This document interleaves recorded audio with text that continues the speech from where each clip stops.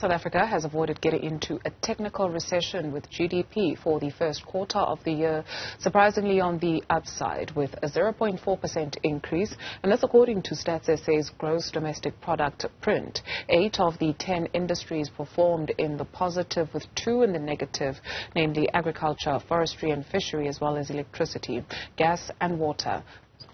The manufacturing industry contributed 0.2 percentage points to GDP, showing the biggest improvement by reporting a 1.5% increase over the quarter.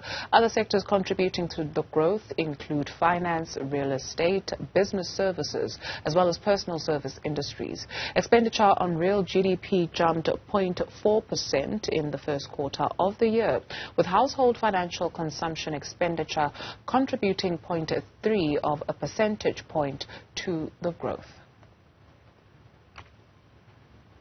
So what does this mean for business? Kganki Matabane is the CEO of the Black Business Council, and he's standing by to essentially, Mr. Matabane, thank you very much for your time. How does the news receive you? A positive step? Good afternoon to you, and thank you for inviting us. I think it's more a relief than anything else. It cannot be a celebration because we are basically, if you put it in context, the economy is where it was in 2019, just before the COVID pandemic. And if you recall, there's been a lot of growth in terms of population. There's been a lot of growth in terms of people who are completing their matric and other tertiary institutions, and they can't find employment because the economy is not growing enough. It's lagging behind the population growth. So I think we are more relieved that the country has been spared from a recession, but there's nothing much to celebrate. I think because the country is very, very, very desperate for good news, we'll just take this as a part of the good news that we should be getting, because the mood in the economy is very, very, very negative. So it's a relief for us. Nothing much to celebrate. 0.4% increase is not necessarily taking us anywhere, but at least it does not be a contraction. Fair enough. Perhaps we could go back a step and we can talk about the space for black business in particular. What is the environment like? How would you characterize it? What are people going through?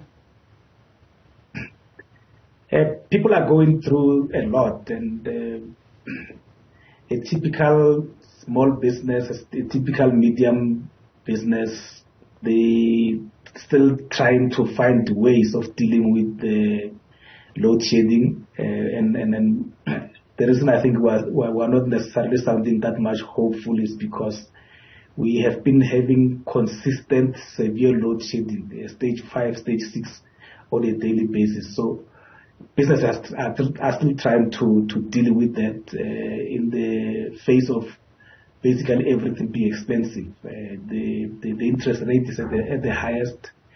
So the mood is not that positive, and it's because things are actually, things are tough. The small businesses, as you know, are not able to afford the diesel generators and diesel itself, because once you buy the generator, you must then be able to afford diesel on a monthly basis or on a daily basis, because load shedding is every day. But also they cannot afford the solar panels. You need to have cash to do that, and majority of our members are still reeling from the impact of COVID.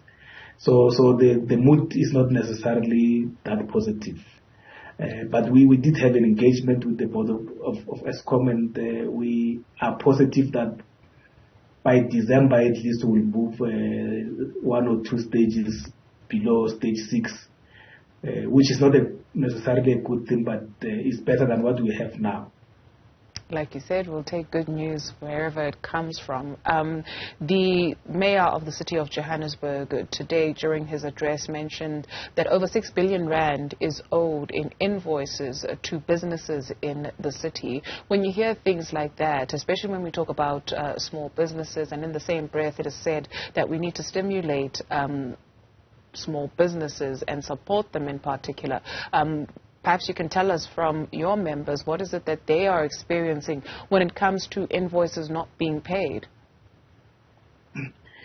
Yes, unfortunately, the situation is like that from national government, provincial government, and local government. Local government, I think it is becoming worse and worse now because of instability, because of the constant changes that we are seeing. We don't even know how long the city of Joburg will still have a mayor.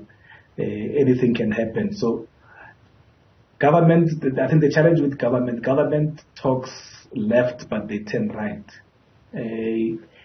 Maybe it's because we can't necessarily say we've got the economic policy, because the previous economic policy that we're supposed to be utilizing now has always emphasized that for us to grow the economy, to create employment, we need to support small businesses. But that ends there. That ends there in writing. But anything else that is happening is the opposite of that. The national government probably owes small business more than 10 billion. Provincial government is probably even worse. And then we've got what we call the Public Service Commission that on a quarterly basis publish these numbers. And then we also suspect that those numbers are not even complete, because we suspect that most of the director generals, they don't fully report, because it will affect their own performance and performance bonuses.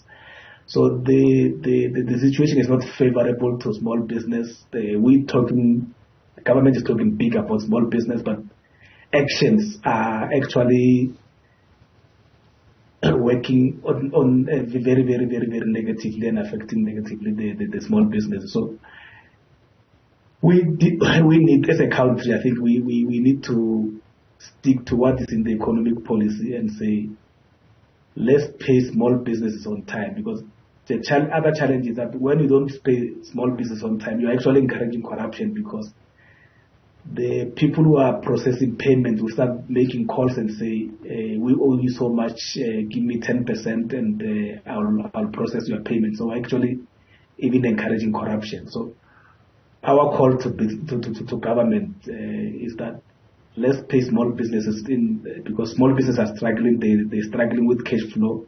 They can't afford to carry the invoices for longer, because the balance sheet is just not there. So if we want to stick to the National Development Plan, where 90% of the 11 million jobs that are anticipated will be created by small businesses, we need to support them. Thank you very much to Mr. Kganki Matabane, the CEO of the Black Business Council.